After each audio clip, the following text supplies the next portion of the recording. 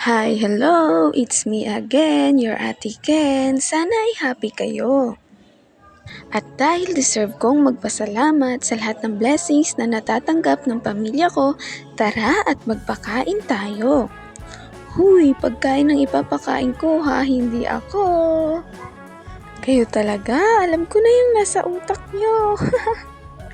Ang bilis nga ng araw, parang kailan lang naman nung umuwi ako dito. Ayun, magpapaalam na naman. Ay ayos lang naman, para din naman to sa pamilya ko. Hinahanda ko na pala kasama tong mga mababait kong pinsan ng mga ihahanda namin bukas. At ayan nga, hindi mawawala ang paborito kong buko pandan. Syempre, first on the list. Ewan ko ba, bata pa lang ako. Kapag may handaan, buko talaga ang hinahanap ko.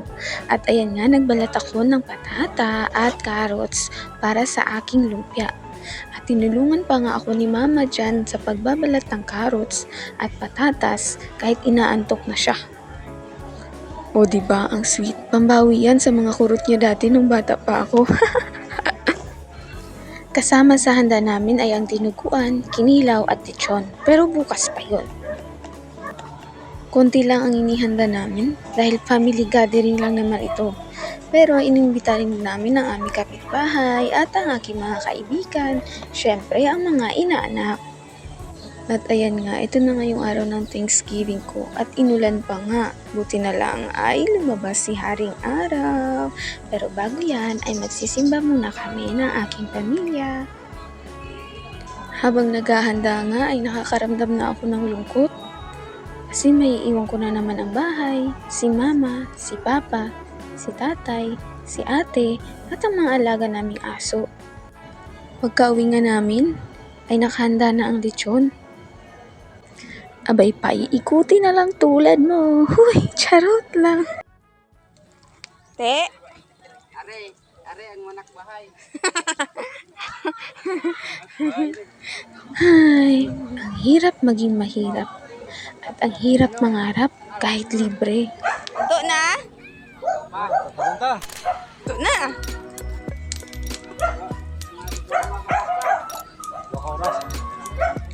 Wow.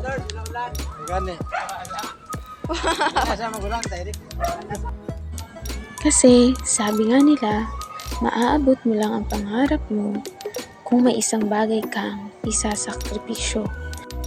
At isa na dyan ay ang malayo ka sa pamilya mo. Absent ka sa mga special occasions at kahit sa mga malulungkot na pangyayari.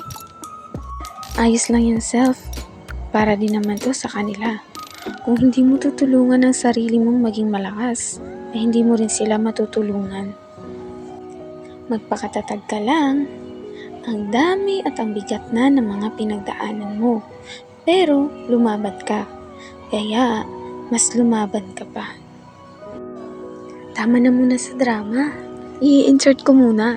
Habang pala nagluluto sila ng lechon ay inulan na. Buti na lang at naluto na rin. Mag-hi ka, Mang. Mag-hi. Mag-hi ka, mag-hi. Love you, Queen. Mag-hi ba? Oh, mag-hi ka, mag-hi. Hi. Hi na. Diyan yung singer na ma-hi.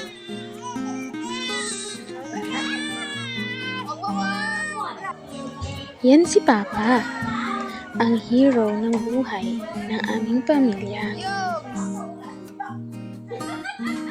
Hi, Kat. Patikin. Mga legends sa laang. Isinama nga pala ako ng mga pinsan ko para manood ng fireworks sa aming plaza. Sa plaza ng Lebak, Sultan Kudarat. Ang bayang binabalik-balikan, Lebak ang siyang pangalan. At dahil maling tao ang inaya nilang gumala, ako yung taong walang pera. Kaya nagkautang ako ng ice cream at popcorn sa kanila. Next year na lang daw. Kinabukasan, ay pumunta kami ni Mama at ni Papa sa bundok sa bahay ng aking lola, kung saan magkakaroon kami ng budol fight. Ay, naiiyak na naman ako. Palagi nga nilang tanong sa akin ay kung kailan na naman daw ito mauulit. Abay, hindi ko rin alam. Pero alam niyo bang nakakataba ng puso? Dahil grabe yung tuwa at suporta nila sa aking mga pangarap sa buhay. Ganito pala talaga ang pakiramdam. Pag mahal na mahal mo ang iyong pamilya, ay mamahalin ka rin nila. Kaya sa mga kapwa ko kabataan dyan, huwag niyong iiwanan ang iyong pamilya hanggat maaari. Palagi niyo silang sasamahan upang hindi naman makaramdam ng lungkot. Palagi niyo rin tutulungan upang hindi makaramdam ng pagod.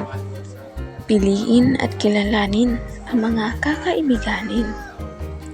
Abay, naging advisor pa nga ako dito.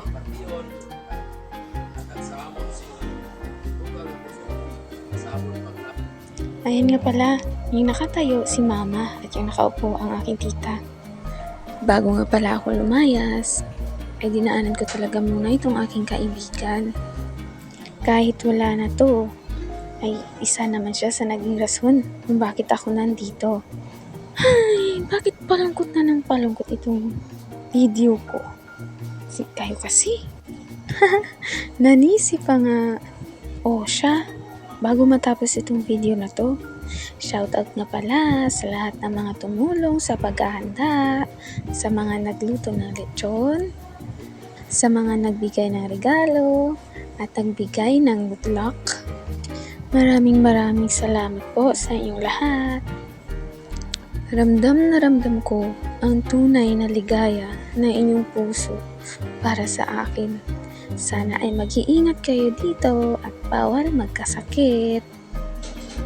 Lord, thank you. At dahil meron akong sila, ang aking pamilya. See you sa next video. Paalam. Bye!